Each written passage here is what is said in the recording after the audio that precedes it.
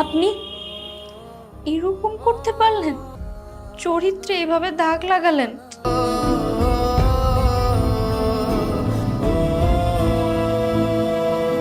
কেন ডেকেছো? তোমার সিদ্ধান্ত জানার জন্য। কিসের সিদ্ধান্ত? এই যে নিতুকে তুমি বিয়ে করতে রাজি। ব্যাস, থাক। তোমার মুখে এই কথা আনতেও কি লজ্জা লাগে না? যা বলছো বলছো, এরপর থেকে আর একটা ওয়ার্ডও শুনতে চাই না। লাবিব, আমার কথাটা একটু বোঝার চেষ্টা করো। কি বুঝবো? বুঝে কি করব? তোমার মতো চরিত্রহীন হব?